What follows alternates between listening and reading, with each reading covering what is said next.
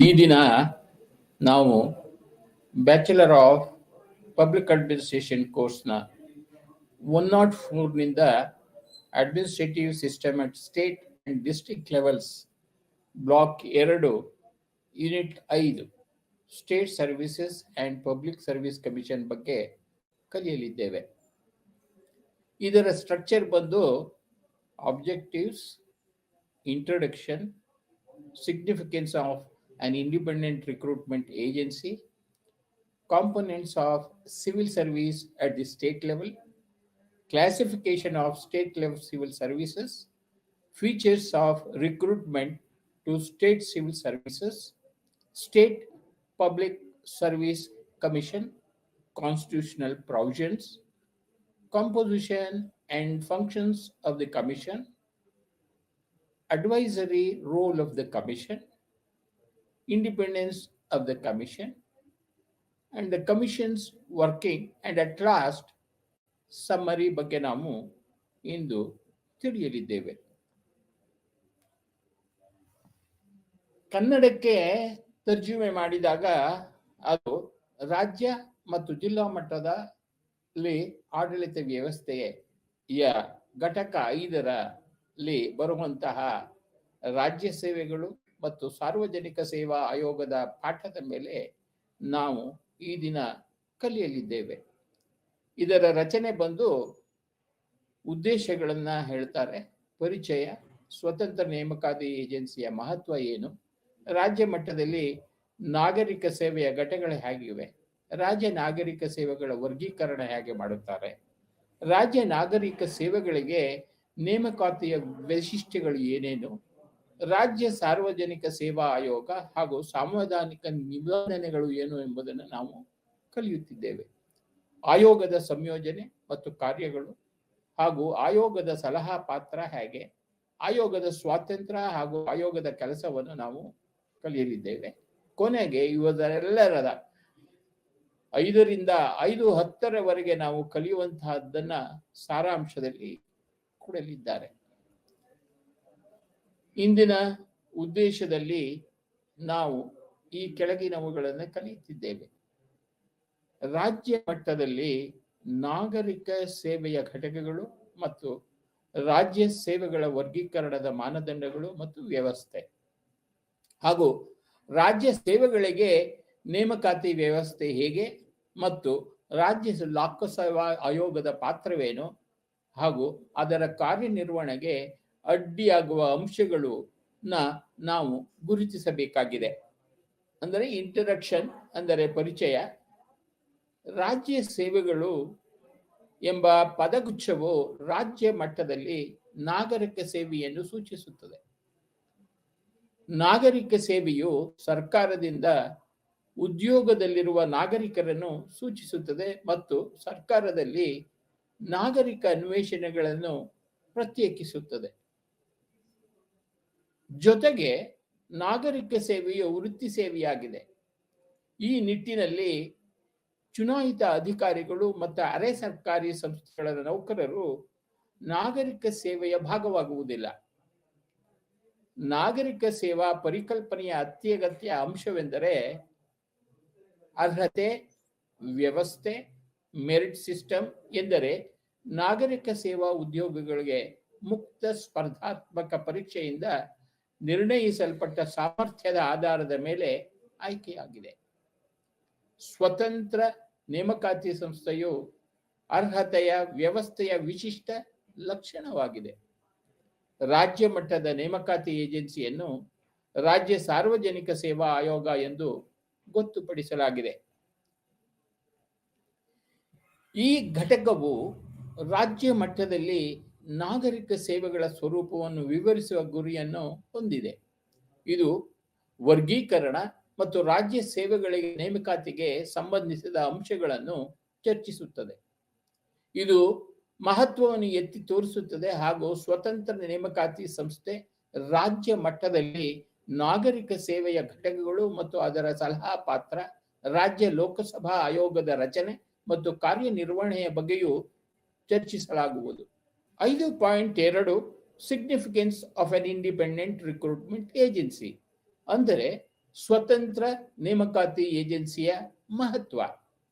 ಯಾವುದೇ ನಾಗರಿಕ ಸೇವೆಗೆ ನೇಮಕಾತಿ ಪಕ್ಷಪಾತದ ಯಾವುದೇ ಸಲಹೆಯಿಂದ ಮುಕ್ತವಾಗಿರುವುದು ಮೂಲಭೂತ ಪ್ರಾಮುಖ್ಯತೆಯಾಗಿದೆ. ಇದು ಮಾತ್ರ ಆತ್ಮವಿಶ್ವಾಸವನ್ನು ಪ್ರೇರೇಪಿಸುತ್ತದೆ. ನೇಮಕಾತಿಯಲ್ಲಿ ವಸ್ತುನಿಷ್ಠತೆ ಮತ್ತು ನಿಷ್ಪಕ್ಷಪಾತವನ್ನು ಖಚಿತಪಡಿಸಿಕೊಳ್ಳಲು ಕ್ರಮಗಳನ್ನು ಅಭಿವೃದ್ಧಿಪಡಿಸಲಾಗಿದೆ. ಒಂದು, ನಾಗರಿಕ ಸೇವೆಗಳಿಗೆ ನೇಮಕಾತಿ ಮಾಡುವ ಅಧಿಕಾರದಿಂದ ಕಾರ್ಯನಿರ್ವಾಹಕ ಶಾಖೆಯನ್ನು ಕೈಬಿಡಲಾಗಿದೆ ಮತ್ತು ಈ ಉದ್ದೇಶಕ್ಕಾಗಿ ಪ್ರತ್ಯೇಕ ಏಜೆನ್ಸಿಯನ್ನು ರಚಿಸಲಾಗಿದೆ. ಎರಡನೆಯದು ಏನೆಂದರೆ, ಹೀಗೆ ರಚಿಸಲಾದ ಸಂಸ್ಥೆಯು ಹೆಚ್ಚುವರಿ ಇಲಾಖೆಯ ಸಂಸ್ಥೆಯಾಗಿದೆ, ಅಂದರೆ ಆಯೋಗ. ಇದು ಸರ್ಕಾರದ ಸಾಮಾನ್ಯ ವ್ಯವಸ್ಥೆಯ ಹೊರಗೆ ಕಾರ್ಯನಿರ್ವಹಿಸುತ್ತದೆ. ಮೂರನೆಯದು, ಈ ಏಜೆನ್ಸಿಗೆ ಸಾಂವಿಧಾನಿಕ ಸ್ಥಾನಮಾನವನ್ನು ನೀಡಲಾಗಿದೆ. ತಾವು ಯಾವಾಗ ಯಂತ್ರ ಎನ್ನುವುದು ಬರುತ್ತೋ ಅದಕ್ಕೆ ಬದಲಾಗಿ ತಾವು ವ್ಯವಸ್ಥೆ ಎಂದು ತಿಳಿದುಕೊಳ್ಳಬೇಕು ಅಂತ ಈ ಮೂಲಕ ನಾನು ಹೇಳುತ್ತಿದ್ದೇನೆ. ಯಂತ್ರ ಅಂತ ಬಂದ ಸಮಯದಲ್ಲೆಲ್ಲ ತಾವು ವ್ಯವಸ್ಥೆ ಅಂತ ತೆಗೆದುಕೊಂಡು ಆ ರೀತಿಯಲ್ಲಿ ಆ ಅರ್ಥವನ್ನು ನೀವು ತೆಗೆದುಕೊಳ್ಳಬೇಕಾಗುತ್ತದೆ. ಆಯೋಗವು ನೇಮಕಾತಿ ಏಜೆನ್ಸಿ ಮಾತ್ರ ಎಂದು ನೆನಪಿನಲ್ಲಿರಬೇಕು. ಅದು ನೇಮಕಾತಿ ಅಲ್ಲ. ನೇಮಕಾತಿಗಳನ್ನು ಮಾಡುವ ಅಧಿಕಾರವು ಸರ್ಕಾರದಲ್ಲಿದೆ. ಆಯೋಗವು ಸಲಹಾ ಸಂಸ್ಥೆಯಾಗಿದೆ. ಅದರ ನಿರ್ಧಾರಗಳು ಕಡ್ಡಾಯವಲ್ಲ. Need for a commission type of organisation. ಆಯೋಗದ ಪ್ರಕಾರದ ಸಂಘಟನೆಯ ಅಗತ್ಯವಿದೆ. ಮಿಷನ್ ಪ್ರಕಾರದ ಸಂಸ್ಥೆಯು ಸಾಂಪ್ರದಾಯಿಕ ಇಲಾಖೆಯ ಪ್ರಕಾರದಿಂದ ಭಿನ್ನವಾಗಿದೆ. ನಾಗರಿಕ ಸೇವಕರ ನೇಮಕಾತಿಯ ಕೆಲಸವನ್ನು ಕೈಗೊಳ್ಳಲು ಬಳಸಿಕೊಳ್ಳಬಹುದು ಹಾಗೂ ತಿಳುವಳಿಕೆ ಮತ್ತು ವಸ್ತುನಿಷ್ಠ ನಿರ್ಧಾರಗಳಿಗೆ ಬರಲು ತಮ್ಮ ಜ್ಞಾನ ಮತ್ತು ಅನುಭವವನ್ನು ಒಟ್ಟುಗೂಡಿಸಲು ಸಮರ್ಥವಾಗಿರುವ ತಜ್ಞರ ಗುಂಪಿನಿಂದ ಸಾಮೂಹಿಕ ಚರ್ಚೆಗೆ ಅನುಕೂಲವಾಗುವಂತೆ ವಿನ್ಯಾಸಗೊಳಿಸಲಾದ ಸಂಘಟನೆಯ ಒಂದು ರೂಪವಾಗಿದೆ. ಯಾವಾಗ ನಿರ್ಧಾರಗಳನ್ನು ಸಾಮೂಹಿಕವಾಗಿ ಮಾಡಲಾಗುತ್ತದೆ, ನಿರ್ಧಾರಗಳನ್ನು ತಲುಪುವ ಇಂತಹ ವಿಧಾನವನ್ನು ಕಾರ್ಪೊರೇಟ್ ಕೋಡ್ ಆಫ್ ಕಾರ್ಯನಿರ್ವಹಣೆ ಅಥವಾ ನಿರ್ಧಾರ ತೆಗೆದುಕೊಳ್ಳುವಿಕೆ ಎಂದು ವಿವರಿಸಲಾಗಿದೆ. ಹೀಗೆ ಸಾಂಸ್ಥಿಕವಾಗಿ ಕಾರ್ಯನಿರ್ವಹಿಸುವುದನ್ನು ಘಟಕವು ವಿವರಿಸಲಾಗಿದೆ. ಬೋರ್ಡ್ ಪಬ್ಲಿಕ್ ಸರ್ವಿಸ್ ಕಮಿಷನ್ ಒಂದು ಮಂಡಳಿಯಾಗಿತ್ತು. ಆಯೋಗದಂತೆ ವಿನ್ಯಾಸಗೊಳಿಸಲಾಗಿದೆ. ಪ್ರಾಸಂಗಿಕವಾಗಿ ಮಂಡಳಿಗಳು, ಕೌನ್ಸಿಲ್ಗಳು, ನಿಗಮಗಳು, ಕಂಪನಿಗಳು, ಅಧಿಕಾರಿಗಳು ಮತ್ತು ಮುಂತಾದ ಪದನಾಮಗಳನ್ನು ಸಹ ಹೊಂದಿರಬಹುದು ಎಂಬುದನ್ನು ನೆನಪಿನಲ್ಲಿ ನಾವು ಇಡಬೇಕಾಗುತ್ತದೆ. ಹಾಗೂ ಮಂಡಳಿಯನ್ನು ಸರಳವಾಗಿ ಬೋರ್ಡ್ನಂತೆ ವಿನ್ಯಾಸಗೊಳಿಸಬಹುದು. ತಜ್ಞರನ್ನು ಒಳಗೊಳಿಸುವ ಆಯೋಗವು ಸಮಸ್ಯೆಗಳ ಕುರಿತು ಉದ್ದೇಶಪೂರ್ವಕವಾಗಿ ಭೇಟಿಯಾದ ವೃತ್ತಿಪರ ಮತ್ತು ತಾಂತ್ರಿಕ ಮಾನದಂಡಗಳು ಫಲಿತಾಂಶದ ನಿರ್ಧಾರಗಳಲ್ಲಿ ಅಗತ್ಯವಾದ ತೂಕವನ್ನು ಪಡೆಯುತ್ತದೆ. ಹಲವಾರು ಜನರು ಚರ್ಚೆಗಾಗಿ ಒಗ್ಗೂಡಿಸಿದಾಗ ಪಕ್ಷಪಾತಗಳನ್ನು ರದ್ದುಗೊಳಿಸಲಾಗುತ್ತದೆ ಮತ್ತು ವಸ್ತುನಿಷ್ಠತೆಯನ್ನು ಖಾತ್ರಿಪಡಿಸಲಾಗುತ್ತದೆ. ಸಾಮಾನ್ಯ ಸರ್ಕಾರಿ ಯಂತ್ರಗಳ ಅಚ್ಚಿನ ಹೊರಗೆ ಆಯೋಗವು ಕಾರ್ಯನಿರ್ವಹಿಸುವುದರಿಂದ ವಿಧಾನದ ಹೆಚ್ಚಿನ ನಮ್ಯತೆ ಮತ್ತು ನವೀನತೆಯ ಸಾಧ್ಯ ಜಾಸ್ತಿ ಇರುತ್ತದೆ. ಅಧಿಕಾರಶಾಹಿ ಬಿಗಿತಗಳು ಮತ್ತು ವಿಳಂಬಗಳು ಸರ್ಕಾರದ ಇಲಾಖೆಗಳನ್ನು ದೂರವಿಡುತ್ತದೆ. Significance of a constitutional status for the commission. ಆಯೋಗಕ್ಕೆ ಸಾಂವಿಧಾನಿಕ ಸ್ಥಾನಮಾನದ ಮಹತ್ವ. ಇದು ಭಯ ಅಥವಾ ಪರವಾಗಿ ಇಲ್ಲದೆ ಕಾರ್ಯನಿರ್ವಹಿಸುತ್ತದೆ ಎಂದು ಖಚಿತಪಡಿಸಿಕೊಳ್ಳಲು ಉದ್ದೇಶಿಸಲಾಗಿದೆ.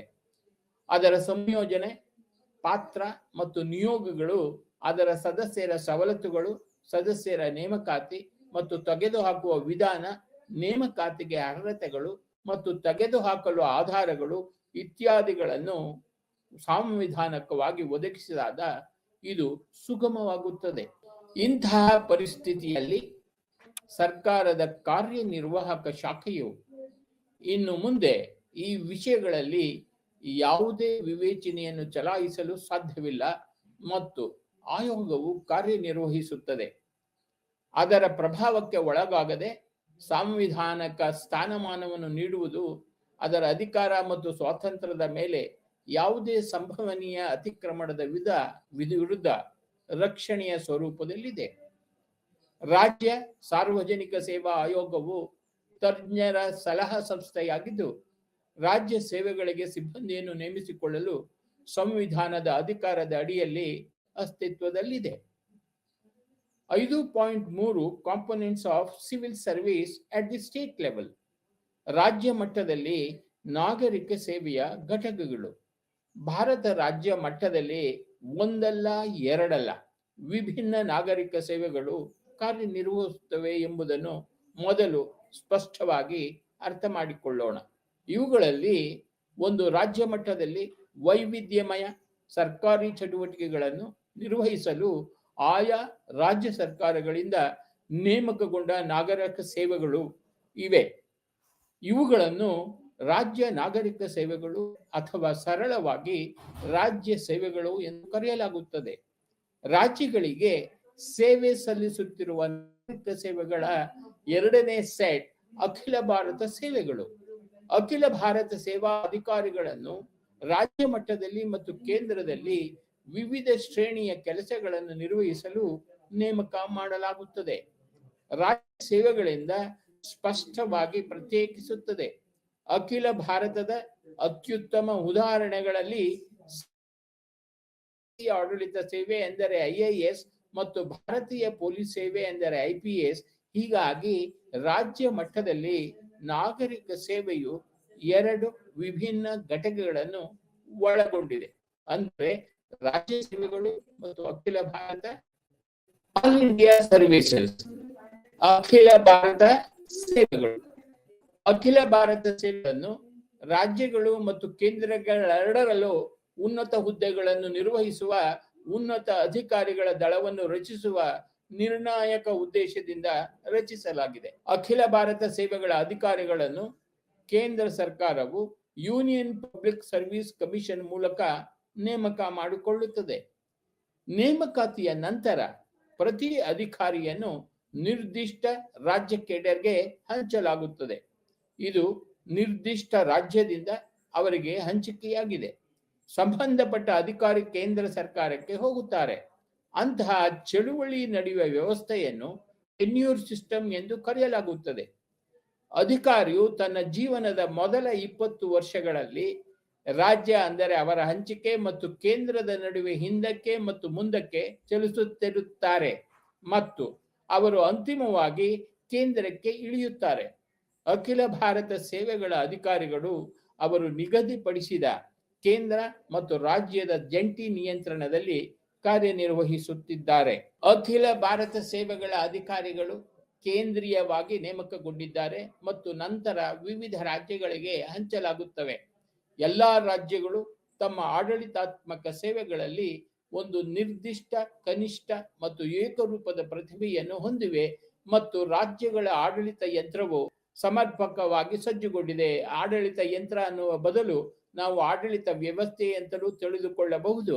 ಆಡಳಿತ ವ್ಯವಸ್ಥೆಯು ಸಮರ್ಪಕವಾಗಿ ಸಜ್ಜುಗೊಂಡಿದೆ ಎಂದು ಖಾತರಿಪಡಿಸುತ್ತದೆ. ಅಖಿಲ ಭಾರತ ಸೇವೆಗಳ ಅಧಿಕಾರಿಗಳು ನಿಯತಕಾಲಿಕ ಕೇಂದ್ರಕ್ಕೆ ಸ್ಥಳಾಂತರಗೊಳ್ಳುವ ಅಧಿಕಾರಾವಧಿ ವ್ಯವಸ್ಥೆಯ ಅಸ್ತಿತ್ವವು ಕೇಂದ್ರದಲ್ಲಿ ನೀತಿ ನಿರ್ಮಾಣ ಹುದ್ದೆಗಳ ಪದಾಧಿಕಾರಿಗಳು ಶ್ರೀಮಂತ ಕ್ಷೇತ್ರ ಅನುಭವದಿಂದ ಬೆಂಬಲಿತರಾಗಿರುತ್ತಾರೆ ಎಂದು ಖಚಿತಪಡಿಸುತ್ತದೆ. ಅಖಿಲ ಭಾರತ ಸೇವೆಗಳು ರಾಜ್ಯಗಳಲ್ಲಿ ಜಿಲ್ಲಾ ಮಟ್ಟದಲ್ಲಿ ಮತ್ತು ಮೇಲಿನ ಎಲ್ಲ ಉನ್ನತ ಆಡಳಿತಾತ್ಮಕ ಹುದ್ದೆಗಳಿಗೆ ಸಿಬ್ಬಂದಿಯನ್ನು ಪೂರೈಸಬೇಕಾಗುತ್ತದೆ. ಹೀಗಾಗಿ ಜಿಲ್ಲಾಧಿಕಾರಿಗಳು, ವಿಭಾಗೀಯ ಆಯುಕ್ತರು, ಕಂದಾಯ ಮಂಡಳಿಯ ಸದಸ್ಯರು, ಸರ್ಕಾರದ ಅಧಿಕಾರಿಗಳು, ಕಾರ್ಯದರ್ಶಿಗಳು, ಮುಖ್ಯ ಕಾರ್ಯದರ್ಶಿ ಇತ್ಯಾದಿ ಹುದ್ದೆಗಳನ್ನು IAS ಅಧಿಕಾರಿಗಳು ಭರ್ತಿ ಮಾಡುತ್ತಾರೆ. ಅದೇ ರೀತಿ ರಾಜ್ಯ ಮಟ್ಟದಲ್ಲಿ ಪೊಲೀಸ್ ಇಲಾಖೆಯಲ್ಲಿ ಪೊಲೀಸ್ ವರಿಷ್ಠಾಧಿಕಾರಿಗಳು ಮತ್ತು ಮೇಲಿನ ಹುದ್ದೆಗಳು IPS ಅಧಿಕಾರಿಗಳಿಗೆ ಮೀಸಲಾಗಿದೆ. ಸ್ಟೇಟ್ ಸರ್ವಿಸಸ್ ಅಂದರೆ ರಾಜ್ಯ ಸೇವೆಗಳು. ಇವರನ್ನು ಆಯಾ ರಾಜ್ಯ ಸರ್ಕಾರಗಳು ತಮ್ಮ ಸಾರ್ವಜನಿಕ ಸೇವಾ ಆಯೋಗಗಳು ಮತ್ತು ಇತರ ಏಜೆನ್ಸಿಗಳ ಮೂಲಕ ನೇಮಕ ಮಾಡಿಕೊಳ್ಳುತ್ತವೆ. ಈ ಸೇವೆಗಳ ಸದಸ್ಯರು ಪ್ರಾಥಮಿಕವಾಗಿ ರಾಜ್ಯಗಳಲ್ಲಿ ಸೇವೆಗಾಗಿ ಉದ್ದೇಶಿಸಲಾಗಿದೆ. ಸಾಂದರ್ಭಿಕವಾಗಿ ಕೆಲವು ರಾಜ್ಯ ಸೇವೆಗಳ ಕೆಲವು ಸದಸ್ಯರನ್ನು ಕೇಂದ್ರ ಅಥವಾ ಇತರ ಸಂಸ್ಥೆಗಳಿಂದ ಎರವಲು ಪಡೆಯಲೂಬಹುದು. ತಾಂತ್ರಿಕವಲ್ಲದ ಮತ್ತು ತಾಂತ್ರಿಕ ಕ್ಷೇತ್ರಗಳಲ್ಲಿ ಸರ್ಕಾರಿ ಚಟುವಟಿಕೆಯ ವಿವಿಧ ವಲಯಗಳ ಅಗತ್ಯಗಳನ್ನು ಪೂರೈಸಲು ರಾಜ್ಯಗಳು ಸುಸಂಘಟಿತ ಸೇವೆಗಳನ್ನು ಹೊಂದಿರುತ್ತವೆ. ವಿಶಿಷ್ಟವಾಗಿ ಒಂದು ರಾಜ್ಯವು ಈ ಕೆಳಗಿನ ಸೇವೆಗಳನ್ನು ಹೊಂದಿ, ಅಂದರೆ ಆಡಳಿತಾತ್ಮಕ ಸೇವೆಗಳು, ಪೊಲೀಸ್ ಸೇವೆ, ನ್ಯಾಯಾಂಗ ಸೇವೆ, ಅರಣ್ಯ ಸೇವೆ, ಕೃಷಿ ಸೇವೆ, ಶೈಕ್ಷಣಿಕ ಸೇವೆ, ವೈದ್ಯಕೀಯ ಸೇವೆ, ಮೀನುಗಾರಿಕೆ ಸೇವೆ, ಇಂಜಿನಿಯರಿಂಗ್ ಸೇವೆ, ಖಾತೆಗಳ ಸೇವೆ ಮತ್ತು ಸಹಕಾರಿ ಸೇವೆ ಎಂತೆಲ್ಲ ಇರಬಹುದು. Inter relationship and inter linkage, ಅಂತರ ಸಂಬಂಧ ಮತ್ತು ಅಂತರ ಸಂಬಂಧಗಳು.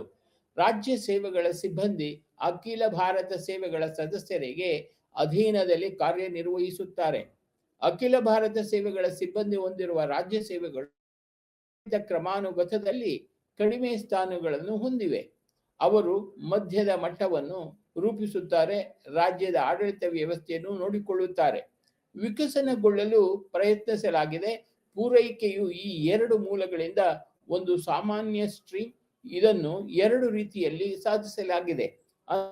ಅಖಿಲ ಭಾರತ ಸೇವೆಗಳ ಅಧಿಕಾರಿಗಳಿಗೆ ಸಾಮಾನ್ಯವಾಗಿ ಮೀಸಲಾಗಿರುವ ಉನ್ನತ ಹುದ್ದೆಗಳಿಗೆ ಏರಲು ರಾಜ್ಯ ಸೇವೆಗಳ ಸಿಬ್ಬಂದಿಗೆ ಅವಕಾಶಗಳನ್ನು ಒದಗಿಸುವ ಮೂಲಕ ಮತ್ತು ಅಖಿಲ ಭಾರತ ಸೇವೆಗಳಿಗೆ ನಿರ್ದಿಷ್ಟ ಶೇಕಡಾವಾರು ರಾಜ್ಯ ಸೇವೆಗಳ ಸಿಬ್ಬಂದಿಯನ್ನು ಸೇರಿಸುವುದು ಇದರ ಉದ್ದೇಶವಾಗಿದೆ.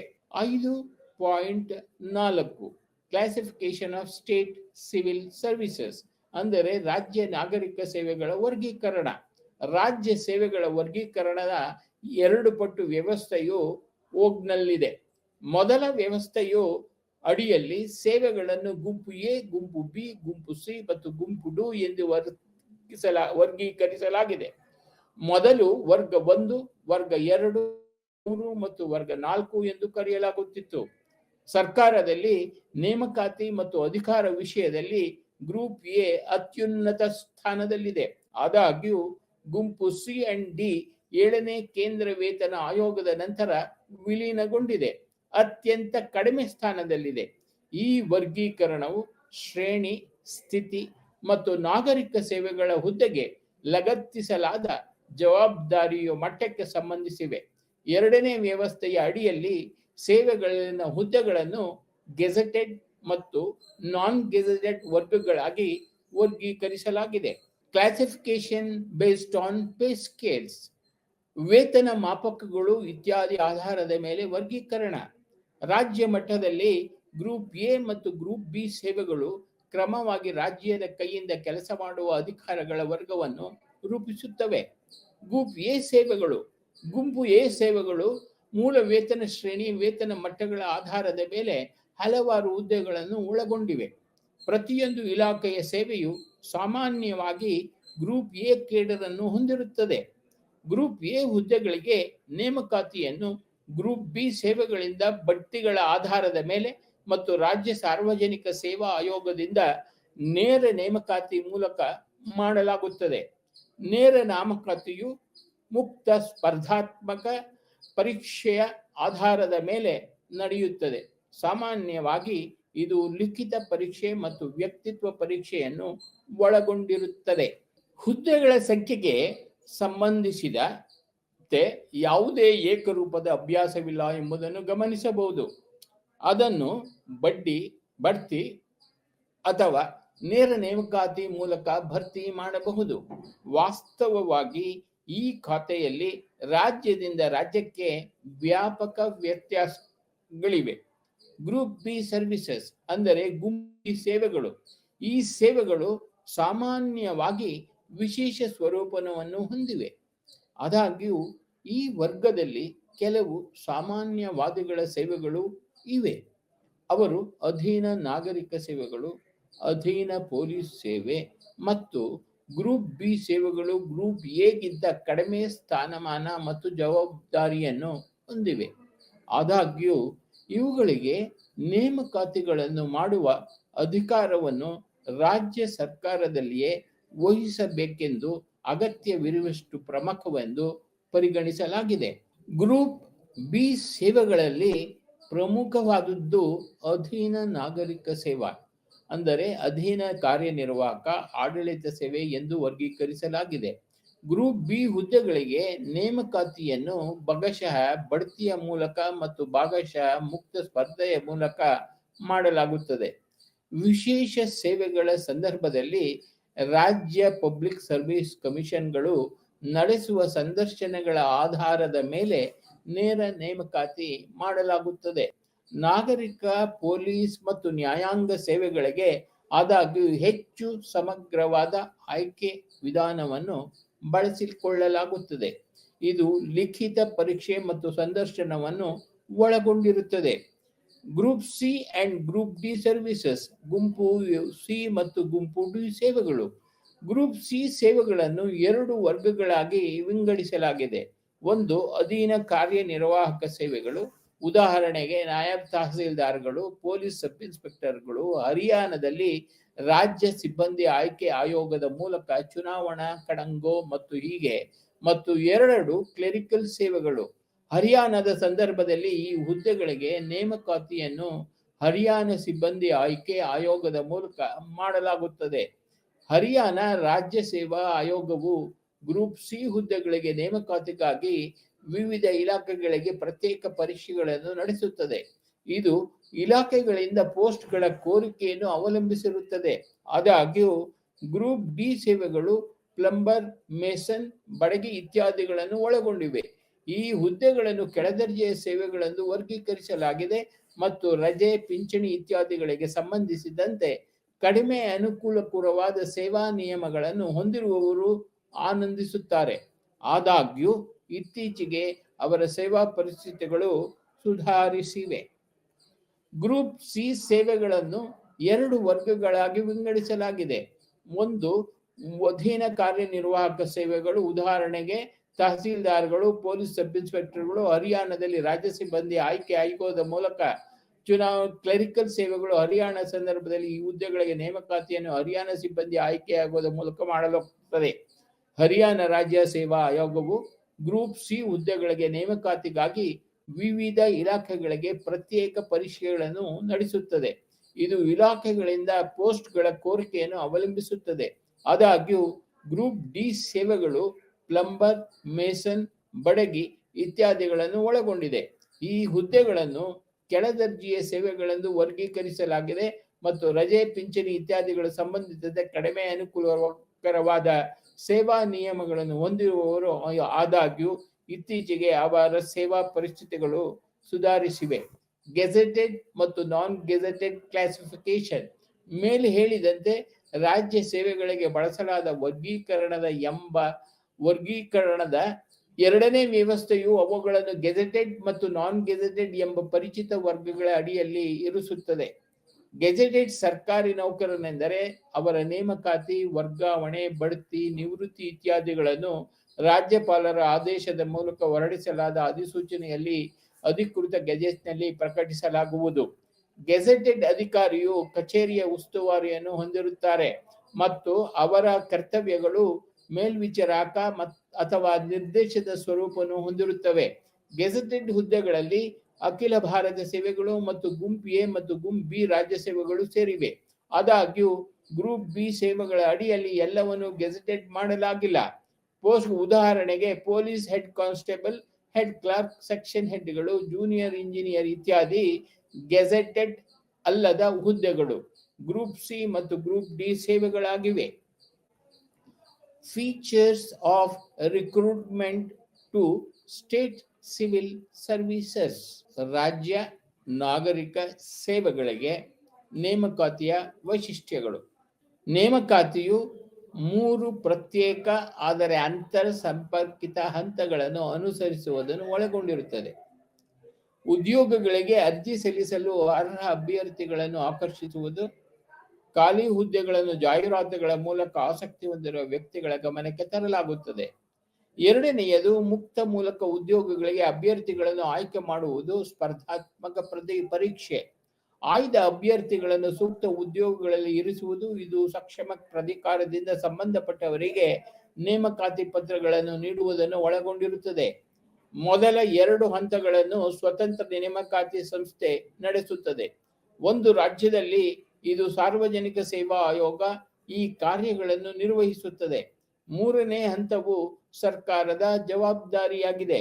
ಆದ್ದರಿಂದ ಸ್ಟೇಟ್ ಪಬ್ಲಿಕ್ ಸರ್ವಿಷನ್ ಕೇವಲ ನೇಮಕಾತಿ ಮತ್ತು ಶಿಫಾರಸು ಮಾಡುವ ಸಂಸ್ಥೆಯಾಗಿದೆ ಎಂಬುದನ್ನು ನೆನಪಿನಲ್ಲಿಡಬೇಕು ಮತ್ತು ನೇಮಕಾತಿಯ ಅಧಿಕಾರವು ಸರ್ಕಾರದಲ್ಲಿದೆ. ನೇಮಕಾತಿ 2 ವಿಧವಾಗಿದೆ, ಅಂದರೆ ಆಂತರಿಕ ಮತ್ತು ಬಾಹ್ಯ. ಇಲ್ಲಿ ಆಂತರಿಕ ನೇಮಕಾತಿಯನ್ನು ಒಳಗಿನಿಂದ ಬಡ್ತಿಯ ಮೂಲಕ ಮಾಡಲಾಗುತ್ತದೆ, ಆದರೆ ಬಾಹ್ಯ ನೇಮಕಾತಿಯನ್ನು ಮುಕ್ತ ಸ್ಪರ್ಧಾತ್ಮಕ ಪರೀಕ್ಷೆಯ ಮೂಲಕ ಕೈಗೊಳ್ಳಲಾಗುತ್ತದೆ. ನಾವು ಇಲ್ಲಿ ಬಾಹ್ಯ ನೇಮಕಾತಿಯೊಂದಿಗೆ ಮಾತ್ರ ವ್ಯವಹರಿಸುತ್ತೇವೆ. ಅಲ್ಲದೆ ನಾವು ಗ್ರೂಪ್ ಎ ಮತ್ತು ಗ್ರೂಪ್ ಬಿ ಸೇವೆಗಳ ಸಂಬಂಧಿಸಿದಂತೆ ಮಾತ್ರ ನೇಮಕಾತಿ ಅಭ್ಯಾಸಗಳ ಮೇಲೆ ಕೇಂದ್ರೀಕರಿಸುತ್ತೇವೆ. ರಾಜ್ಯ ನಾಗರಿಕ ಸೇವೆಗಳ ನೇಮಕಾತಿಯ ಮುಖ್ಯ ಲಕ್ಷಣಗಳ ರೂಪರೇಖೆಯನ್ನು ಕೆಳಗೆ ನೀಡಲಾಗಿದೆ. ಫೀಚರ್ಸ್ ಅಂದರೆ ವೈಶಿಷ್ಟ್ಯಗಳು. ರಾಜ್ಯ ಸಿವಿಲ್ ಸೇವೆಗಳಿಗೆ 21ನೇ ವಯಸ್ಸಿನಲ್ಲಿ ನೇಮಕಾತಿ ಮಾಡಲಾಗುತ್ತದೆ. ಹರಿಯಾಣ ಸಿವಿಲ್ ಸೇವೆಗಳ ಕಾಯ್ದಿರಿಸಿದ ಅಭ್ಯರ್ಥಿಗೆ ಗರಿಷ್ಠ ವಯಸ್ಸಿನ ಮಿತಿ 42 ವರ್ಷಗಳು ಮತ್ತು ಉಪ ಪೊಲೀಸ್ ಅಧೀಕ್ಷರ ಹುದ್ದೆಗಳಿಗೆ 27 ವರ್ಷಗಳು. ಪರಿಶಿಷ್ಟ ಜಾತಿಗಳು, ಪರಿಶಿಷ್ಟ ಪಂಗಡಗಳು, ಹಿಂದುಳಿದ ಸಮುದಾಯಗಳು, ಅವಿವಾಹಿತ ಅಭ್ಯರ್ಥಿಗಳು, ದೈಹಿಕ ವಿಚ್ಛೇದಿತ ಮತ್ತು ಪ್ರತ್ಯೇಕಗೊಂಡ ಮಹಿಳೆಯರು ಸೇರಿದಂತೆ ದೈಹಿಕವಾಗಿ ವಿಕಲಚೇತನರು ಮತ್ತು ವಿಕಲಾಂಗ ವ್ಯಕ್ತಿಗಳಿಗೆ ವಯೋಮಿತಿಗ ಸಡಿಲಿಕೆ ಲಭ್ಯವಿದೆ. ಈ ಮೂಲಕ ನಿರ್ವಹಿಸಲ್ಪಡುವ ಮುಕ್ತ ಸ್ಪರ್ಧಾತ್ಮಕ ಪರೀಕ್ಷೆಯ ಮೂಲಕ ನೇಮಕಾತಿಯನ್ನು ಮಾಡಲಾಗುತ್ತದೆ. ಸ್ಟೇಟ್ ಪಬ್ಲಿಕ್ ಸರ್ವಿಸ್ ಕಮಿಷನ್ ಮತ್ತು ಉನ್ನತ ಮಟ್ಟದ ಹುದ್ದೆಗಳನ್ನು ಬಡ್ತಿ ಮೂಲಕ ಭರ್ತಿ ಮಾಡಲಾಗುತ್ತದೆ. ಭರ್ತಿ ಮಾಡಬೇಕಾದ ಖಾಲಿ ಹುದ್ದೆಗಳನ್ನು ಪ್ರತಿ ವರ್ಷ ಸ್ಟೇಟ್ ಪಬ್ಲಿಕ್ ಸರ್ವಿಸ್ ಕಮಿಷನ್ ಇಂದ ಜಾಹೀರಾತು ಮಾಡಲಾಗುತ್ತದೆ ಮತ್ತು ದೇಶದಾದ್ಯಂತ ಇರುವ ಅಭ್ಯರ್ಥಿಗಳಿಂದ ಅರ್ಜಿಗಳನ್ನು ಆಹ್ವಾನಿಸಲಾಗುತ್ತದೆ. ಕನಿಷ್ಠ ಅರ್ಹತೆ ಮಾನ್ಯತೆ ಪಡೆದ ವಿಶ್ವವಿದ್ಯಾನಿಲಯದ ಬ್ಯಾಚುಲರ್ ಪದವಿ ಅಗತ್ಯವಿರುತ್ತದೆ. ಒಂದು ಉದಾಹರಣೆಯನ್ನು ಉಲ್ಲೇಖಿಸಲು ಆಯ್ಕೆಗಳನ್ನು ಮಾಡುವ ಸ್ಪರ್ಧಾತ್ಮಕ ಪರೀಕ್ಷೆ ಹರಿಯಾಣ ನಾಗರಿಕ ಸೇವಾ ಪರೀಕ್ಷೆಗಳನ್ನು 3 ಹಂತಗಳಲ್ಲಿ ನಡೆಸಲಾಗುತ್ತದೆ ಮತ್ತು ಅಭ್ಯರ್ಥಿಯು ಮುಂದಿನ ಹಂತದಲ್ಲಿ ಕಾಣಿಸಿಕೊಳ್ಳಲು ಪ್ರತಿ ಹಂತವನ್ನು ತೆರವುಗೊಳಿಸಬೇಕಾಗುತ್ತದೆ. ಹಂತಗಳಲ್ಲಿ ಪೂರ್ವಭಾವಿ ಪರೀಕ್ಷೆ, ಮುಖ್ಯ ಪರೀಕ್ಷೆ ಮತ್ತು ವ್ಯಕ್ತಿತ್ವ ಪರೀಕ್ಷೆ ಅಥವಾ ವೈವಾವೋಸಿ ಸೇರಿವೆ. ಲಿಖಿತ ಪರೀಕ್ಷೆಯಲ್ಲಿ ಕೆಲವು ಕನಿಷ್ಠ ಅಂಶಗಳನ್ನು ಪಡೆಯುವ ಅಭ್ಯರ್ಥಿಗಳನ್ನು ವ್ಯಕ್ತಿತ್ವ ಪರೀಕ್ಷೆಗೆ ಆಹ್ವಾನಿಸಲಾಗುತ್ತದೆ. ಇದು ಸುಮಾರು ಅರ್ಧ ಗಂಟೆ ಅವಧಿಯ ಸಂದರ್ಶನವಾಗಿರುತ್ತದೆ. ಲಿಖಿತ ಪರೀಕ್ಷೆ ಮತ್ತು ವ್ಯಕ್ತಿತ್ವ ಪರೀಕ್ಷೆಯಲ್ಲಿ ಪ್ರತಿ ಅಭ್ಯರ್ಥಿಯು ಗಳಿಸಿದ ಅಂಕಗಳನ್ನು ಒಟ್ಟುಗೂಡಿಸಲಾಗುತ್ತದೆ. ಖಾಲಿ ಹುದ್ದೆಗಳ ಸಂಖ್ಯೆಯನ್ನು ಅವಲಂಬಿಸಿ ಯಶಸ್ವಿ ಅಭ್ಯರ್ಥಿಗಳ ಪಟ್ಟಿಯನ್ನು ತಯಾರಿಸಲಾಗುತ್ತದೆ. ಈ ಪಟ್ಟಿಯು ಅರ್ಹತೆಯ ಕ್ರಮದಲ್ಲಿದೆ. ಈ ಪಟ್ಟಿಯನ್ನು ನಂತರ ಅಗತ್ಯ ಕ್ರಮಕ್ಕಾಗಿ ಸರ್ಕಾರಕ್ಕೆ ತಿಳಿಸಲಾಗುತ್ತದೆ. ಅಂದರೆ ನೇಮಕಾತಿ ಪತ್ರಗಳ ವಿತರಣೆ ಆಯೋಗವು ಸಲಹಾ ಸಂಸ್ಥೆಯಾಗಿರುವುದರಿಂದ ನೇಮಕಾತಿಗಾಗಿ ಅಭ್ಯರ್ಥಿಗಳನ್ನು ಮಾತ್ರ ಶಿಫಾರಸು ಮಾಡಬಹುದು. ನೇಮಕಾತಿಗಳನ್ನು ಮಾಡುವ ಅಧಿಕಾರವು ಸರ್ಕಾರಕ್ಕೆ ಮಾತ್ರ ಇರುತ್ತದೆ. ಆಯೋಗವು ಅಭ್ಯರ್ಥಿಗಳನ್ನು ನೇಮಿಸಿಕೊಳ್ಳುತ್ತದೆ ಮತ್ತು ಸರ್ಕಾರವು ಅವರನ್ನು ನೇಮಿಸುತ್ತದೆ. State public service commission constitutional provisions. ರಾಜ್ಯ ಸಾರ್ವಜನಿಕ ಸೇವಾ ಆಯೋಗ ಅಂದರೆ ಸಾಂವಿಧಾನಿಕ ನಿಬಂಧನೆಗಳು. ರಾಜ್ಯದಲ್ಲಿ ಸಾರ್ವಜನಿಕ ಸೇವಾ ಆಯೋಗಗಳನ್ನು ನಿಯಂತ್ರಿಸುವ ಸಾಂವಿಧಾನಿಕ ನಿಬಂಧನೆಗಳು. ನಿಯಂತ್ರಿಸುವ ಸಾಂವಿಧಾನಿಕ ನಿಬಂಧನೆಗಳನ್ನು ಕೆಳಗೆ ನೀಡಲಾಗಿದೆ. ಸಂವಿಧಾನದ 315ನೇ ವಿಧಿಯು PSCಗಳನ್ನು ಪಬ್ಲಿಕ್ ಸರ್ವಿಸ್ ಕಮಿಷನ್ಗಳನ್ನು ಸ್ಥಾಪಿಸಲು ಒದಗಿಸುತ್ತದೆ. ಯೂನಿಯನ್ಗೆ PSC ಯಾವಾಗಲೂ ನಾವು PSC ಅಂತ ಉಪಯೋಗಿಸಿದಾಗ ಪಬ್ಲಿಕ್ ಸರ್ವಿಸ್ ಕಮಿಷನ್ ಎಂದು ತಾವು ತಿಳಿದುಕೊಳ್ಳಬೇಕಾಗುತ್ತದೆ ಮತ್ತು ಪ್ರತಿ ರಾಜ್ಯಕ್ಕೂ PSC ಇರಬೇಕೆಂದು ಇಂದು ಷರತ್ತು ವಿಧಿಸಿದೆ. ಆರ್ಟಿಕಲ್ 316ರಂತಹ ಆಯೋಗಗಳ ಸಂಯೋಜನೆಯನ್ನು ಸೂಚಿಸುತ್ತದೆ. ಇದು ಅಧ್ಯಕ್ಷರು ಮತ್ತು ಸದಸ್ಯರ ನೇಮಕಾತಿ ವಿಧಾನ ಮತ್ತು ಅವರ ಅಧಿಕಾರದ ನಿಯಮಗಳ ಬಗ್ಗೆಯೂ ಚರ್ಚಿಸುತ್ತದೆ. 316ನೇ ವಿಧಿಯು ಅಧ್ಯಕ್ಷರ ಮತ್ತು ಸದಸ್ಯರ ಸಮಾನ ಅಧಿಕಾರಾವಧಿಯು ಏನಾಗಿರಬೇಕು ಎಂಬುದನ್ನು ಸೂಚಿಸಿದರೆ 317ನೇ ವಿಧಿಯು ಅಂತಹ ಅಧಿಕಾರಾವಧಿಯನ್ನು ಮುಂಚಿತವಾಗಿ ಮುಕ್ತಾಯಗೊಳಿಸಲು ಆಧಾರಗಳು ಮತ್ತು ಕಾರ್ಯವಿಧಾನವನ್ನು ಸೂಚಿಸುತ್ತದೆ. ನೇಮಕಾತಿಯಲ್ಲಿ ವಸ್ತುನಿಷ್ಠತೆ ಮತ್ತು ನಿಷ್ಪಕ್ಷಪಾತವನ್ನು ಖಾತ್ರಿಪಡಿಸುವ ದೃಷ್ಟಿಯಿಂದ ಈ ಕಾರ್ಯವನ್ನು ಆಯೋಗಕ್ಕೆ ವಹಿಸಲಾಗಿದೆ ಮತ್ತು ಅದಕ್ಕೆ ಸಾಂವಿಧಾನಿಕ ಸ್ಥಾನಮಾನವನ್ನು ನೀಡಲಾಗಿದೆ ಎಂದು ನಾವು ಈಗಾಗಲೇ ವಿವರಿಸಿದ್ದೇವೆ. ಈ ಸಂದರ್ಭದಲ್ಲಿ ಆಯೋಗದ ಸ್ವಾತಂತ್ರ್ಯವನ್ನು ಖಾತ್ರಿಪಡಿಸುವ ಪ್ರಶ್ನೆಯು ನಿರ್ದಿಷ್ಟ ಪ್ರಾಮುಖ್ಯತೆಯನ್ನು ಪಡೆದುಕೊಳ್ಳುತ್ತದೆ. ಲೇಖನಗಳು 318, 319 ಮತ್ತು 322 ಒದಗಿಸುತ್ತವೆ. ಆಯೋಗದ ಸ್ವಾತಂತ್ರ್ಯವನ್ನು ರಕ್ಷಿಸುವ ಮತ್ತು ಬೆಳೆಸುವ ಕ್ರಮಗಳು, ಪಬ್ಲಿಕ್ ಸರ್ವಿಸ್ ಕಮಿಷನ್ಗಳ ಕರ್ತವ್ಯಗಳು ಮತ್ತು ಕಾರ್ಯಗಳ ವ್ಯಾಪ್ತಿಯು ಏನಾಗಿರುತ್ತದೆ ಎಂಬುದನ್ನು ನಾವು ನೋಡಬೇಕಾಗಿದೆ. ನೇಮಕಾತಿ ಏಜೆನ್ಸಿಗಳಾಗಿ ಅವರ ಪಾತ್ರದ ಒಟ್ಟಾರೆ ಸ್ಕ್ರಿಪ್ಟ್ ಏನು ಹಾಗೂ ಈ ವಿಷಯಗಳನ್ನು ಸಂವಿಧಾನದ 320, 321 ಮತ್ತು 323ನೇ ವಿಧಿಗಳ ಆದಿಯಲ್ಲಿ ವ್ಯವಹರಿಸಲಾಗಿದೆ. ಆಯೋಗಗಳು ಹಿಂದೆ ಹೇಳಿದಂತೆ ಸಲಹಾ ಸಂಸ್ಥೆಗಳಾಗಿವೆ. ಈ ಪರಿಸ್ಥಿತಿಯು ಅವರ ಅನನುಕೂಲತೆಗೆ ಕೆಲಸ ಮಾಡುವುದಿಲ್ಲ ಮತ್ತು ಅವುಗಳನ್ನು ನಿಷ್ಪರಿಣಾಮಕಾರಿಯಾಗಿಸುತ್ತವೆ ಎಂದು ಖಚಿತಪಡಿಸಿಕೊಳ್ಳುವುದು ಹೇಗೆ? ಆರ್ಟಿಕಲ್ 323ರ ಅಡಿಯಲ್ಲಿ ವಾರ್ಷಿಕ ವರದಿಗಳ ಆಯೋಗವು ಸಲ್ಲಿಸಲು ಅವಕಾಶವಿದೆ. ಇದರಲ್ಲಿ ಸರ್ಕಾರವು ತನ್ನ ಸಲಹೆಯನ್ನು ತಿರಸ್ಕರಿಸುವ ಪ್ರಕರಣಗಳನ್ನು ದಾಖಲಿಸಲಾಗುತ್ತದೆ ಮತ್ತು ಒಪ್ಪಿಕೊಳ್ಳದಿರಲು ಕಾರಣಗಳನ್ನು ಸಹ ಹೇಳಲಾಗಿದೆ.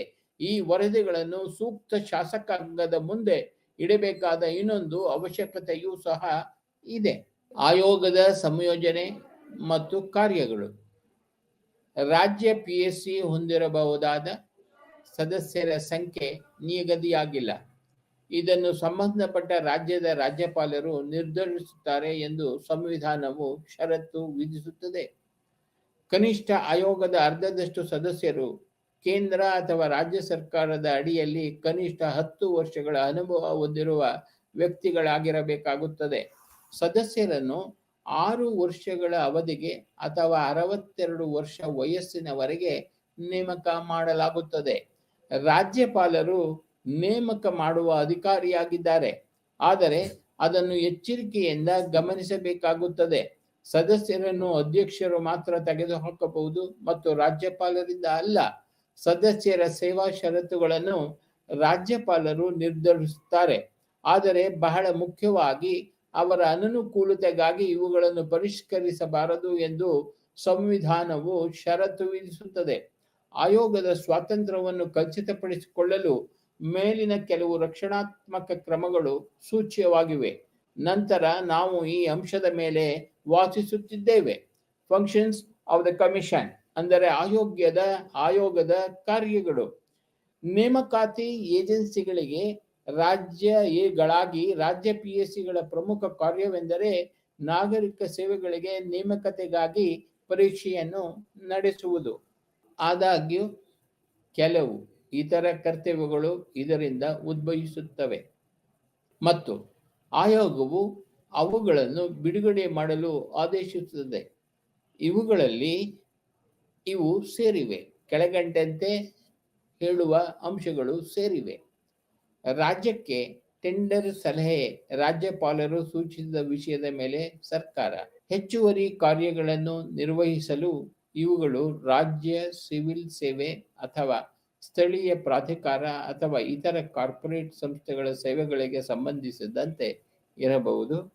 ಮತ್ತು ರಾಜ್ಯಪಾಲರಿಗೆ ಸ್ಟೇಟ್ ಪಬ್ಲಿಕ್ ಸರ್ವಿಸ್ ಕಮಿಷನ್ ಮಾಡಿದ ಕೆಲಸದ ಬಗ್ಗೆ ವಾರ್ಷಿಕವಾಗಿ ವರದಿಯನ್ನು ಪ್ರಸ್ತುತಪಡಿಸುವುದು ಹಾಗೂ ಇದಲ್ಲದೆ ಸಂವಿಧಾನವು ಈ ಕೆಳಗಿನ ವಿಷಯಗಳ ಬಗ್ಗೆ ಪಬ್ಲಿಕ್ ಸರ್ವಿಸ್ ಕಮಿಷನ್ ಅನ್ನು ಸಂಪರ್ಕಿಸಬೇಕು ಎಂದು ಷರತ್ತು ವಿಧಿಸುತ್ತದೆ. ನಾಗರಿಕ ಸೇವೆಗಳು ಮತ್ತು ನಾಗರಿಕ ಹುದ್ದೆಗಳಿಗೆ ನೇಮಕಾತಿ ವಿಧಾನಗಳಿಗೆ ಸಂಬಂಧಿಸಿದ ಎಲ್ಲ ವಿಷಯಗಳ ಮೇಲೆ ಪ್ರಸ್ತಾಪಿಸಬೇಕಾಗುತ್ತದೆ. ನಾಗರಿಕ ಸೇವೆಗಳು ಮತ್ತು ಹುದ್ದೆಗಳಿಗೆ ನೇಮಕಾತಿಗಳನ್ನು ಮಾಡುವಾಗ ಮತ್ತು ಒಂದು ಸೇವೆಯಿಂದ ಇನ್ನೊಂದು ಸೇವೆಗೆ ಬಡ್ತಿಗಳು ಮತ್ತು ವರ್ಗಾವಣೆಗಳನ್ನು ಮಾಡುವಲ್ಲಿ ಅನುಸರಿಸಬೇಕಾದ ತತ್ವಗಳ ಮೇಲೆ ಮತ್ತು ಅಂತಹ ನೇಮಕಾತಿಗಳು, ಬಡ್ತಿಗಳು ಅಥವಾ ವರ್ಗಾವಣೆಗಳಿಗೆ ಅಭ್ಯರ್ಥಿಗಳ ಸೂಕ್ಷ್ಮತೆಯ ಮೇಲೆ ಕೆಲಸ ಮಾಡಬೇಕಾಗುತ್ತದೆ.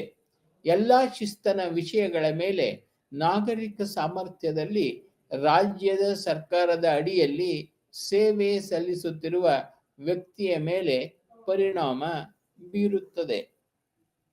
5.8 advisory role of the commission. ಆಯೋಗದ ಸಲಹಾ ಪಾತ್ರ. ಆಯೋಗದ ಪಾತ್ರದ ಪ್ರಮುಖತೆಯು ಅದರ ನಿರ್ಧಾರಗಳು ಸರ್ಕಾರಕ್ಕೆ ಸಲಹೆಯ ಸ್ವರೂಪದಲ್ಲಿದೆ ಮತ್ತು ಎರಡನೆಯದು ಅಂತಹ ಸಲಹೆಯು ಮೇಲೆ ಕಾರ್ಯನಿರ್ವಹಿಸಲು ಯಾವುದೇ ಬದ್ಧತೆಯನ್ನು ಹೊಂದಿಲ್ಲ. ಆಯೋಗಕ್ಕೆ ಸಲಹಾ ಸ್ಥಾನಮಾನದ ಕಾರಣ ಸಾಕಷ್ಟು ಸ್ಪಷ್ಟವಾಗಿದೆ. ಸರ್ಕಾರದ ಸಂಸದೀಯ ವ್ಯವಸ್ಥೆಯ ಅಡಿಯಲ್ಲಿ ದೇಶದ ಸರಿಯಾದ ಆಡಳಿತದ ಜವಾಬ್ದಾರಿಯನ್ನು ಕ್ಯಾಬಿನೆಟ್ಗೆ ವಹಿಸಲಾಗಿದೆ ಮತ್ತು ಇದಕ್ಕಾಗಿ ಅದು ಶಾಸಕಾಂಗಕ್ಕೆ ಜವಾಬ್ದಾರವಾಗಿರುತ್ತದೆ. ಆದ್ದರಿಂದ ಕ್ಯಾಬಿನೆಟ್ ಸಾಧ್ಯವಿಲ್ಲ ಯಾವುದೇ ಇತರ ಏಜೆನ್ಸಿಯ ಅಭಿಪ್ರಾಯಕ್ಕೆ ತನ್ನನ್ನು ಬಂಧಿಸುವ ಮೂಲಕ ಈ ಅಂತಿಮ ಜವಾಬ್ದಾರಿಯನ್ನು ತ್ಯಜಿಸಿ ಆಯೋಗದ ನಿರ್ಧಾರಗಳನ್ನು ಕಡ್ಡಾಯಗೊಳಿಸಿದರೆ ಅದು ಎರಡು ಸರ್ಕಾರಗಳನ್ನು ಸ್ಥಾಪಿಸಿದಂತಾಗುತ್ತದೆ. ಆದರೆ ಅದೇ ಸಮಯದಲ್ಲಿ ಸಂಬಂಧಿಸಿದ ವಿಷಯಗಳಲ್ಲಿ ಯಾವುದೇ ಸಂದೇಹವಿಲ್ಲ. ನಾಗರಿಕ ಸೇವೆಗಳಿಗೆ ನೇಮಕಾತಿ ಮತ್ತು ಮುಂತಾದವು ಮಂತ್ರಿಗಳು ತಜ್ಞರ ಮಂಡಳಿಯ ಸಲಹೆಯನ್ನು ಪಡೆಯುವುದು ಲಾಭದಾಯಕವಾಗಿರುತ್ತದೆ. ಸರ್ಕಾರವು ಆಯೋಗದ ಸಲಹೆಯನ್ನು ಸ್ಪಷ್ಟವಾಗಿ ನಿರ್ಲಕ್ಷಿಸುವುದರ ವಿರುದ್ಧ ಅಗತ್ಯ ರಕ್ಷಣೆಗಳ ಅಗತ್ಯವನ್ನು ಇದು ಒತ್ತಿ ಹೇಳುತ್ತದೆ. ಸಂವಿಧಾನವು ಒಂದನ್ನು ಒದಗಿಸುತ್ತದೆ, ಅವುಗಳೆಂದರೆ ಆಯೋಗದ ವಾರ್ಷಿಕ ವರದಿ, ಅದರ ಸಲಹೆಯನ್ನು ತಿರಸ್ಕರಿಸಿದ ಪ್ರಕರಣಗಳನ್ನು ದಾಖಲಿಸುತ್ತದೆ. ರಾಜ್ಯಪಾಲರ ಮೂಲಕ ರಾಜ್ಯ ಶಾಸಕಾಂಗ ಆಗುತ್ತದೆ.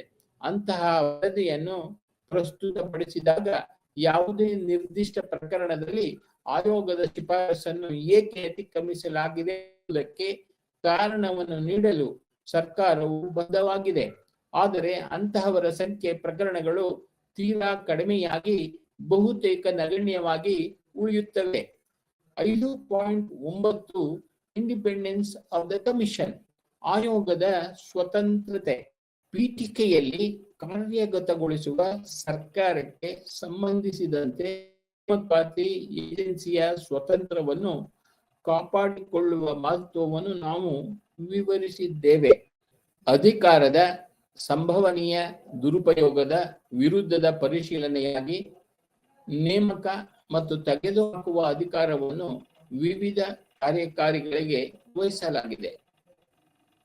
ಆಯೋಗದ ಅಧ್ಯಕ್ಷರು ಮತ್ತು ಸದಸ್ಯರನ್ನು ನೇಮಿಸುವ ಅಧಿಕಾರವು ರಾಜ್ಯಪಾಲರಿಗೆ ಇರುತ್ತದೆ.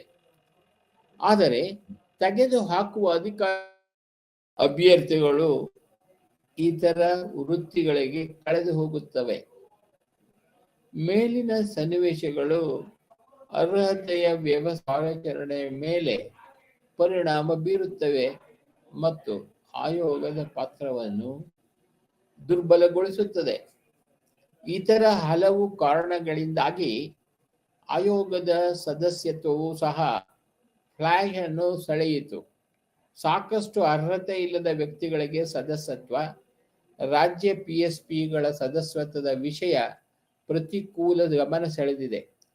ಟೀಕೆಯು ಕೆಲವು ರಾಜ್ಯಗಳಲ್ಲಿ ಸದಸ್ಯತ್ವವು ಸಾಕಷ್ಟು ರುಜುವಾತುಗಳನ್ನು ಹೊಂದಿರುವ ವ್ಯಕ್ತಿಗಳಿಗೆ ಹೋಗಿದೆ. ವಾಸ್ತವವಾಗಿ ಕೆಲವು ನೇಮಕಾತಿಗಳನ್ನು ಪಕ್ಷ ಮತ್ತು ರಾಜಕೀಯ ಸಂಬಂಧಗಳ ಆಧಾರದ ಮೇಲೆ ಮಾಡಲಾಗಿದೆ. ಇಂತಹ ವ್ಯಕ್ತಿಗಳು ಸ್ವಾಭಾವಿಕವಾಗಿ ತಮ್ಮ ರಾಜಕೀಯ ಯಜಮಾನರಿಗೆ ಗೌರವವನ್ನು ಹೊಂದುತ್ತಾರೆ. ಮುಕ್ತ ನಾಗರಿಕ ಸೇವೆಗಳಲ್ಲಿ ಅರ್ಹತೆ ಮತ್ತು ವೃತ್ತಿಪರತೆಯನ್ನು ಎತ್ತಿ ಹಿಡಿಯಲು ತಮ್ಮ ಪೋಷಕರಿಗೆ ನಿಲ್ಲುತ್ತಾರೆ ಎಂದು ನಿರೀಕ್ಷಿಸಲಾಗುವುದಿಲ್ಲ. ಇದು ವಸ್ತುನಿಷ್ಠತೆ ಮತ್ತು ಸ್ವಾತಂತ್ರ್ಯದೊಂದಿಗೆ ಕೆಲಸ ಮಾಡುವ ಪಬ್ಲಿಕ್ ಸರ್ವಿಸ್ ಕಮಿಷನ್ಗಳ ಸಾಮರ್ಥ್ಯದ ಬಗ್ಗೆ ಆತಂಕವನ್ನು ಉಂಟು ಮಾಡುತ್ತದೆ. ಅಧಿಕೃತ ವರ್ಗದ ಸದಸ್ಯರ ಪ್ರಾಬಲ್ಯ, ಆಯೋಗದ ಸದಸ್ಯದ ಕಿರಿದಾದ ನೆಲೆಯು ಪ್ರತಿಕೂಲ ಗಮನವನ್ನು ಸೆಳೆದಿದೆ. ಸಮಸ್ಯೆಯ ಅಂಶವೆಂದರೆ ಅಧಿಕೃತ ವರ್ಗದ ಸದಸ್ಯರ ಪ್ರಾಬಲ್ಯ. 316ನೇ ವಿಧಿಯ ಪ್ರಕಾರ ಆಯೋಗಗಳ ಸದಸ್ಯತ್ವದ ಅಧಿಕೃತ ಮತ್ತು ಅಧಿಕೃತವಲ್ಲದ ಘಟಕಗಳು ಪರಸ್ಪರ ಸರಿಸುಮಾರು ಸಮಾನವಾಗಿರುತ್ತದೆ ಎಂದು ನಿರೀಕ್ಷಿಸಲಾಗಿತ್ತು. ಬೋಧನೆ, ಕಾನೂನು, ಇಂಜಿನಿಯರಿಂಗ್, ವಿಜ್ಞಾನ, ತಂತ್ರಜ್ಞಾನ ಮತ್ತು ವೈದ್ಯಕೀಯ ಮುಂತಾದ ವ್ಯಕ್ತಿಗಳು ಆಯೋಗಗಳಲ್ಲಿ ಅಸಮರ್ಪಕವಾಗಿ ಪ್ರತಿನಿಧಿಸುತ್ತವೆ. ವೃತ್ತಿಪರರು ಪಬ್ಲಿಕ್ ಸರ್ವಿಸ್ ಕಮಿಷನ್ಗಳಲ್ಲಿ ಸಾಕಷ್ಟು ಪ್ರಾತಿನಿಧ್ಯವನ್ನು ಪಡೆಯುವುದು ಅವಶ್ಯಕ. ಇದು ಅಧಿಕೃತ ಮತ್ತು ಅನಧಿಕೃತವನ್ನು ಸಮನಾಗಿ ಸಮತೋಲನಗೊಳಿಸುವ ಮೂಲಕ ಸಾಂವಿಧಾನಿಕ ಅವಶ್ಯಕತೆಗಳನ್ನು ಪೂರೈಸಲು ಸಹಾಯ ಮಾಡುತ್ತದೆ. ಆಯೋಗದ ನಿಯಂತ್ರಕ ಮತ್ತು ಅಭಿವೃದ್ಧಿಯ ಸ್ವಭಾವದ ಬಹುವಿಧದ ಕಾರ್ಯಗಳ ಕಾರ್ಯಕ್ಷಮತೆಯು ದೊಡ್ಡ ಮತ್ತು ಸುಸಂಘಟಿತ ನಾಗರಿಕ ಸೇವೆಗಳನ್ನು ನಿರ್ವಹಿಸುವ ಅವಶ್ಯಕತೆ ಇದೆ. ಇವುಗಳು ಅರ್ಹತೆಯ ವ್ಯವಸ್ಥೆಯ ಆಧಾರದ ಮೇಲೆ ನಾಗರಿಕ ಸೇವೆಗಳಾಗಿವೆ. ಈ ನಾಗರಿಕ ಸೇವೆಗಳು ವೃತ್ತಿ ಸೇವೆಯಾಗಿದ್ದು, ಅವರ ನೇಮಕಾತಿಯನ್ನು ಮುಕ್ತ ಸ್ಪರ್ಧಾತ್ಮಕ ಪರೀಕ್ಷೆಯ ಮೂಲಕ ಮಾಡಲಾಗುತ್ತದೆ.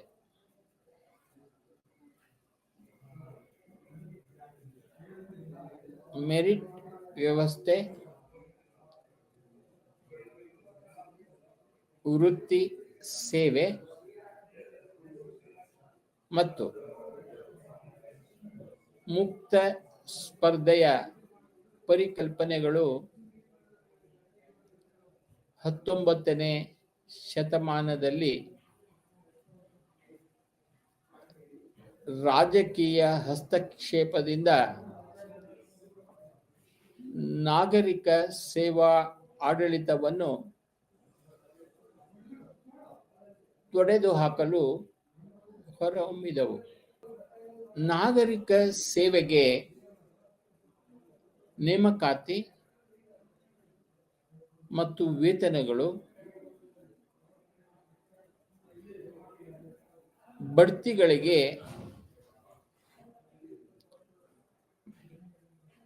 ಸಂಬಂಧಿಸಿದ ವಿಷಯಗಳು ಮತ್ತು ಪೌರ ಕಾರ್ಮಿಕರ ವರ್ಗಾವಣೆಯು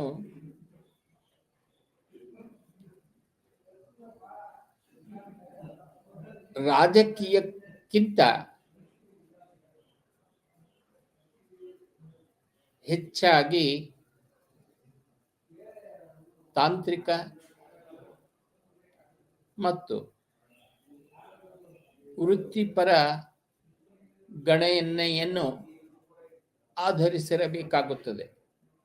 ನಾವು ಮತ್ತೊಮ್ಮೆ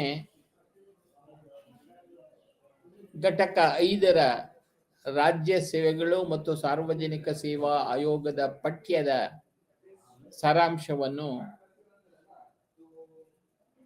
ಮತ್ತೊಂದು ಬಾರಿ ನೋಡೋಣ. ರಾಜ್ಯ ಮಟ್ಟದಲ್ಲಿ ನಿಯಂತ್ರಕ ಮತ್ತು ಅಭಿವೃದ್ಧಿಯ ಸ್ವಭಾವದ ಬಹುವಿಧದ ಕಾರ್ಯಗಳ ಕಾರ್ಯಕ್ಷಮತೆಯು ದೊಡ್ಡ ಮತ್ತು ಸುಸಂಘಟಿತ ನಾಗರಿಕ ಸೇವೆಗಳನ್ನು ನಿರ್ವಹಿಸುವ ಅವಶ್ಯಕತೆ ಇದೆ. ಇವುಗಳು ಅರ್ಹತೆಯ ವ್ಯವಸ್ಥೆಯ ಆಧಾರದ ಮೇಲೆ ನಾಗರಿಕ ಸೇವೆಗಳಾಗಿವೆ. ಈ ನಾಗರಿಕ ಸೇವೆಗಳು ವ್ಯಕ್ತಿ ಸೇವೆಯಾಗಿದ್ದು, ವೃತ್ತಿ ಸೇವೆಯಾಗಿದ್ದು, ಅವರ ನೇಮಕಾತಿಯನ್ನು ಮುಕ್ತ ಸ್ಪರ್ಧಾತ್ಮಕ ಪರೀಕ್ಷೆಯ ಮೂಲಕ ಮಾಡಲಾಗುತ್ತದೆ. ಮೆರಿಟ್ ವ್ಯವಸ್ಥೆ, ವೃತ್ತಿ ಸೇವೆ ಮತ್ತು ಮುಕ್ತ ಸ್ಪರ್ಧೆಯ ಪರಿಕಲ್ಪನೆಗಳು 19ನೇ ಶತಮಾನದಲ್ಲಿ ರಾಜಕೀಯ ಹಸ್ತಕ್ಷೇಪದಿಂದ ನಾಗರಿಕ ಸೇವಾ ಆಡಳಿತವನ್ನು ತೊಡೆದುಹಾಕಲು ಹೊರಹೊಮ್ಮಿದವು.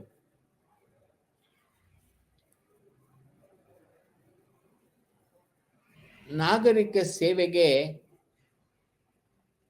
ನೇಮಕಾತಿ ಮತ್ತು ವೇತನಗಳು, ಬಡ್ತಿಗಳಿಗೆ ಸಂಬಂಧಿಸಿದ ವಿಷಯಗಳು ಮತ್ತು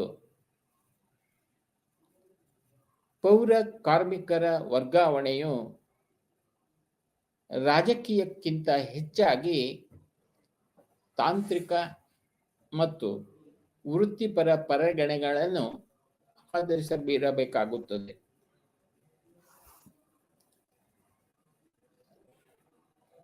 ರಾಜಕಾರಣಿಗಳು ಈ ವಿಷಯಗಳಲ್ಲಿ ಮಧ್ಯ ಪ್ರವೇಶಿಸದಿದ್ದಾಗ ಮೆರಿಟ್ ವ್ಯವಸ್ಥೆಯಡಿಯಲ್ಲಿ ನೇಮಕಗೊಂಡ ಪೌರ ಕಾರ್ಮಿಕರು ಸರ್ಕಾರಿ ವ್ಯವಸ್ಥೆಗೆ ನಿರಂತರತೆಯನ್ನು ಒದಗಿಸುತ್ತಾರೆ ಮತ್ತು ರಾಜಕೀಯ ಪಕ್ಷಗಳ ಭವಿಷ್ಯಕ್ಕೆ ಅನುಗುಣವಾಗಿ ಮಂತ್ರಿಗಳು ಬಂದು ಹೋದರೂ ತೊಂದರೆ ಇಲ್ಲದೆ ಕೆಲಸ ಮಾಡುತ್ತಾರೆ.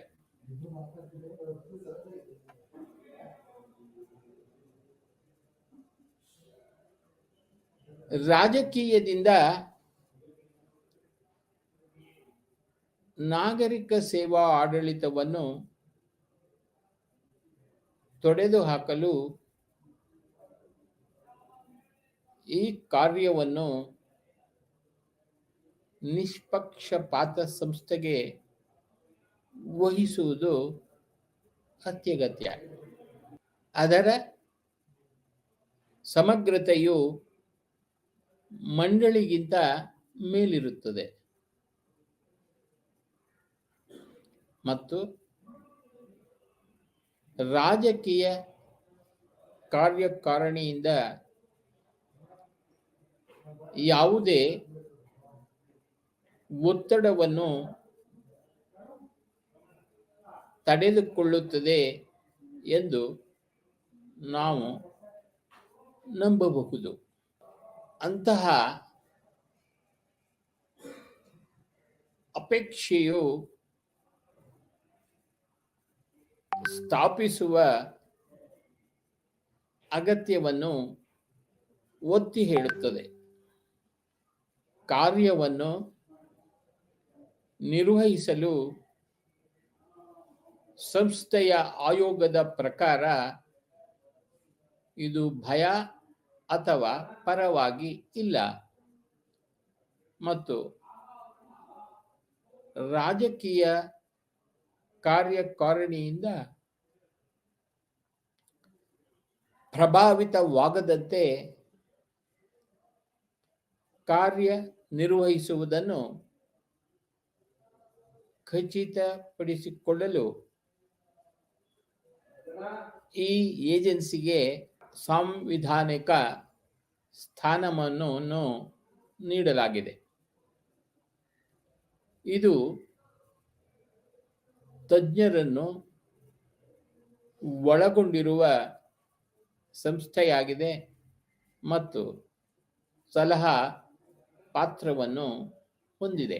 ಇದರೊಂದಿಗೆ ಘಟಕ 5 ರಾಜ್ಯ ಸೇವೆಗಳು ಮತ್ತು ಸಾರ್ವಜನಿಕ ಸೇವಾ ಆಯೋಗ ಪಾಠವನ್ನು ಪೂರ್ಣಗೊಳಿಸಿದ್ದೇವೆ.